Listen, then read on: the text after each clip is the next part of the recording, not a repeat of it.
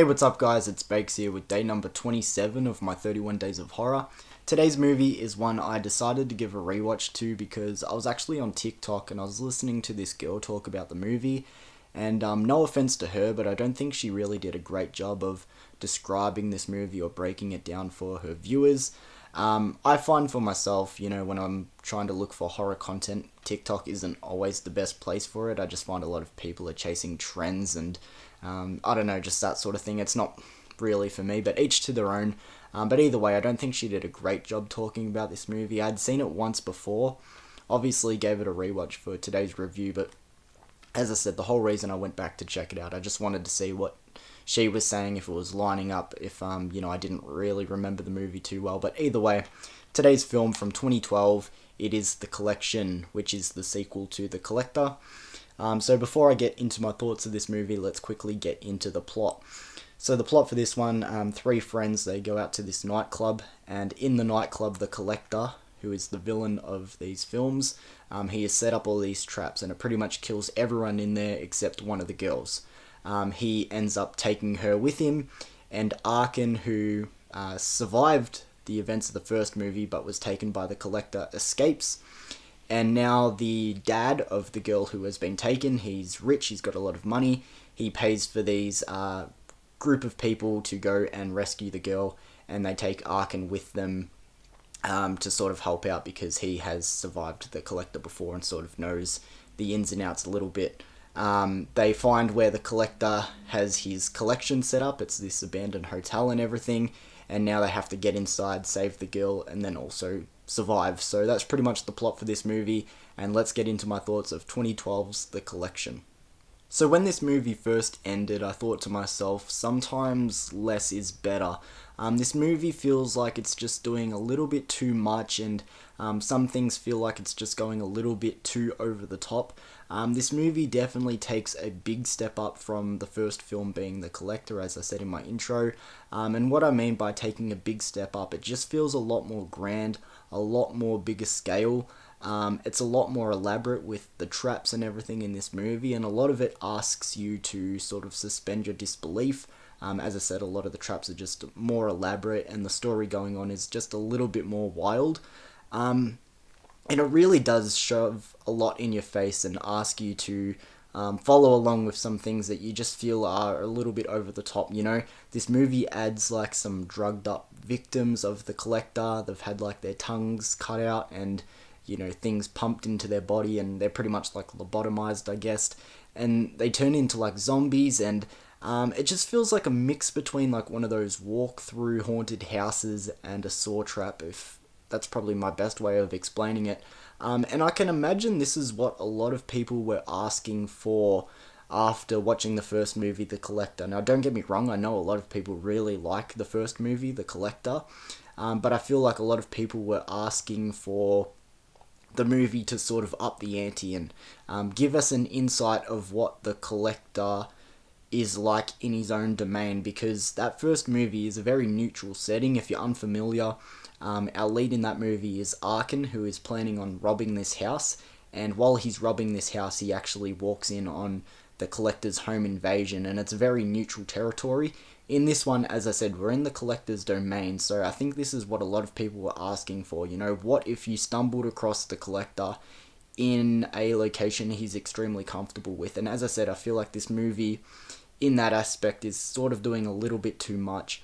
This movie still has its moments, and there's a lot of aspects I like. Most of it comes from the visuals, as in, because this movie is The Collection, you get to see some really cool set pieces, in the background, and some really fucked up visuals and everything, around our characters and whatever. But as I said, overall, to me, it feels like it's just doing a little bit too much. Getting into the characters in this movie, I guess overall they're alright. Arkin returning is nice. He is a welcome addition from the first movie because he's great in that one. But he doesn't really get much of a chance to shine as much as he did in the first movie, and it's no fault to the actor's performance or anything. It's just a matter of having a smaller role. I don't really care for any of our search team who is going in to rescue this girl. Just any of those characters. because we don't really get any of their background or any development with them. They're just there to be picked off, and I know that's always a welcome thing in slashers sometimes, but they sort of ask us to care for them, and I don't really care for them if I'm being completely honest. Shooter McGavin from Happy Gilmore's in this movie. I forget the actor's name, but he plays the rich dad who wants his daughter returned. Just having a familiar face, I'm like, that's Shooter McGavin because I love Happy Gilmore. I feel like the Collector is a really underrated horror villain in my opinion. First of all, his look, again, is really underrated. That mask is really creepy, and then his eyes as well. But I feel like in this movie, he doesn't really get as challenged as what he does in the first one. As I said, the first movie, it's a neutral environment. It is very cat and mouse with him and Arkin. They don't know which room each other are in, and he's putting Arkin through a trap, and then Arkin's doing the same thing back. And I don't know. I remember the first Collector movie very fondly, and all those aspects working really well. But in this one, just because it's his environment, I feel like for majority of this movie, he's not really being challenged, and I really missed that sort of approach. Yes, there are moments where our characters get one-ups on him and all that sort of stuff, but I don't know, I just feel like it doesn't really hit the same as what it did in the first movie. But still, I find the Collector to be a enjoyable villain in these movies. So with all that being said, I still think there are some pretty cool moments in this movie. I like the part where they're now trying to escape the building, and it sort of turns into like this police raid sort of thing going on. I thought that was pretty cool. The part at the start that I mentioned in my introduction where, the characters go out to the nightclub and the Collector has pretty much got the whole building rigged into one big trap. That's what most people remember this movie for, and like I said earlier, it is a little bit over the top and everything, but it is still kind of cool. As I said, it's stuck with a lot of people, obviously, because that's what most people remember this movie for. As I said earlier as well, there's lots of cool sets and really disturbing background pieces and things that catch your eye and make you go, wow, that's fucked up. But other than that, when you're in this building, and in his collection, I feel like there's not too much else to it. The brutality felt a lot less than what I remembered it being in this movie, and I guess sort of take that with a grain of salt because a lot of the stuff is still really fucked up. But as I said earlier, it kind of feels like you're walking through a Saw haunted house, set up at one of the carnivals or anything, when they do the movie-themed haunted houses. It kind of feels like that, people running out and our characters get scared and then something else pops up and then they get scared, or, they walk through this room and go, oh, that's fucked up, and then just walk to a next one. It just kind of feels like that. It doesn't really feel as much of a cat and mouse as what the first movie does, which I really like about the first movie. I know that they were meant to do a third Collector movie called The Collected, and I know they actually started working on it. I'm not sure if they stopped at pre-production. If I remember right, I think they started filming and then cancelled on it. I would have really liked to see it, obviously. Probably from what you can tell, I don't think this movie holds up as well as what I first imagined it did.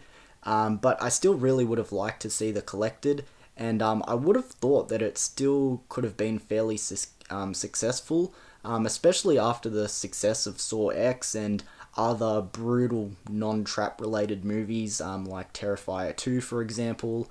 I think a lot of people kind of really like The Collector and Collection as well, so I still feel like a third movie would have been relatively successful. But I guess sort of wrapping up my thoughts of this movie and getting to my rating, I'm going to give it a 7 out of 10. Yeah, I still really like this movie. I think it's fairly entertaining and everything, but it's not as good as I remembered it being.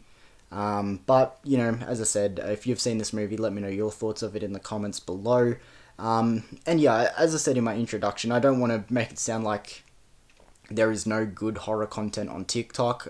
There's still a lot of stuff I enjoy watching and hearing other people's opinions and everything, but sometimes I feel like it's just chasing trends and they're talking about things that they know will get lots of views, so then they hype it up more and they make it sound maybe better than what it is. But as I said, take it with a grain of salt, each to their own. I know a lot of people that really do like getting their horror content from TikTok, especially, in this more modern age and whatever, but I'm getting off topic. The Collection from 2012, I'm going to give it a 7 out of 10.